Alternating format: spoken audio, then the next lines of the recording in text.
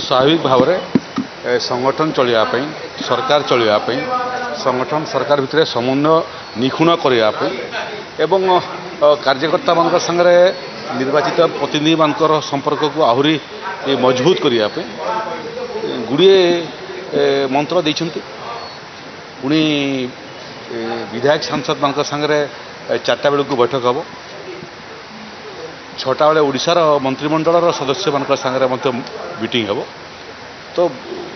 स्वाभाविक भाव में उद्देश्य तो सहीटा संगठन को केमती शक्तिशाली करूँ सरकार को केमती आहरी लोकाभिमुखी करी धाड़ीर शेष में ठिया होते व्यक्ति पाखु सरकार सुविधा पहुँचे पार यहाँ ही स्वाभाविक भाव मंत्र नहीं जोटा भी करुचु से तो आगामी दिन में पंचायत निर्वाचन में सहायक हे ना तेणु पंचायत निर्वाचन तो दूर रे अच्छी एवं विषय है जे 2 वर्ष सरकार पूर्ति होगापी जाऊँगी आम केते काम करूँ केते काम बाकी रहा लोकंर प्रतिश्रुति पालन करिवार एवं जोटा पालन होती केते दूर लोकों पाखे पहुँची आगामी दिन में किमिति सरकार को आहरी लोकाभिमुखी करी धाड़ीर शेष में ठिया होता व्यक्ति पाखे गरीब कल्याण योजना पहुँचे पारू तार आर्थिक अवस्था को सुधारी पारू एवं विकसित ओडिशार जो कल्पना आम कर 2036 बेलू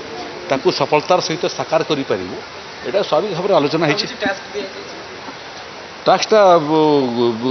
दल सब टैक्स दे थाए 365 दिन वर्ष को 12 मास संगठन काम करने टैक्स मिलता है टैक्सटा ऑलरेडी आम पाखे अच्छी से टैक्स केते दूर कलुणी आम